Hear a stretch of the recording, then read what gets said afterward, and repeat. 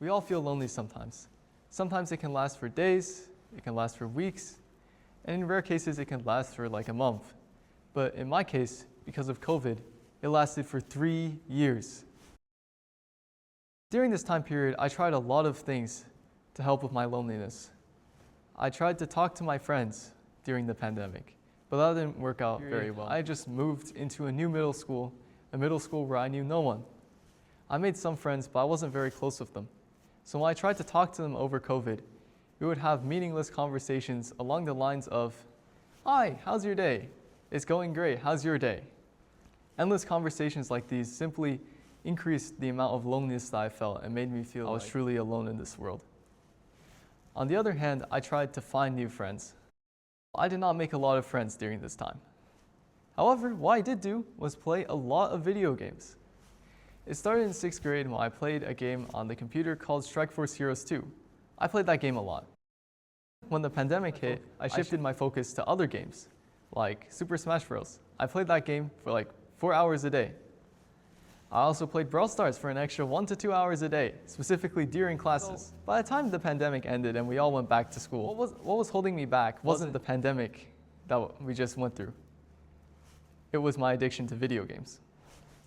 So every time I put the console away and went off to sleep, I felt empty, like I had done nothing with my life. And at the same time, the loneliness came back and it was worse than ever. Each night I dealt with a downward spiral of loneliness for 3 years. You're probably wondering how I got out of my cage of loneliness. The first way happened in 9th grade when I signed up for a class called Video Game Design. Well, video game design has the words video game in it. Fascinating. When I joined the class, I realized that making video games and playing video games were two entirely different things. But I soon became fascinated with the art of designing video games. The year after, I joined Microsoft's Hunt the Wumpus competition. Out of this, I was able to publish a game to the App Store for the first time.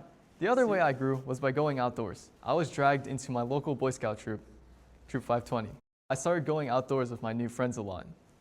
I went on short 2-mile hikes, which turned into longer 6-mile hikes, which turned into longer 2-night backpacks, which turned into a very long 12-night 70-mile backpack, which many scouts know as Philmont. It was the first time I was able to go above 10,000 feet of elevation without the use of a plane.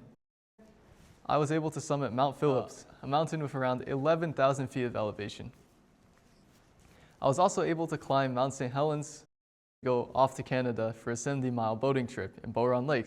I could end this speech right here because I have transformed my loneliness into growth. But according to a study from the Cleveland Clinic, 15% of people in the US suffer from loneliness or depression. I feel obligated to help them. And so that's how I founded Companion Connect. We connect users to volunteers, AI-assisted to spread positive affirmations to users, helping them to improve their social skills and build self-confidence over time so they can conquer their own loneliness obstacles.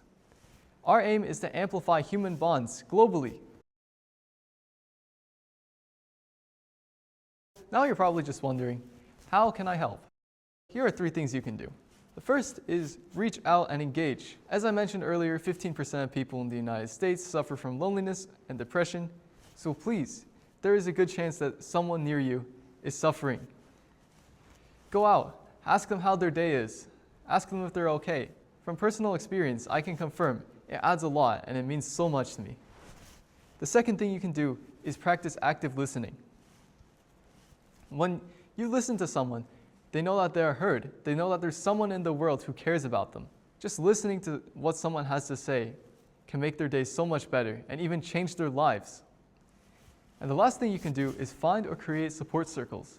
Companion Connect is an example of a large-scale online support circle. But if you prefer like a smaller scale or in person, you can go and make your own support circle with your friends or family, spread your positive affirmations there, and make the world a better place. Before I end my speech, I'd like to leave you with 2 lessons. 1, loneliness can transform into growth. And 2, a single conversation can change a life. Thank you.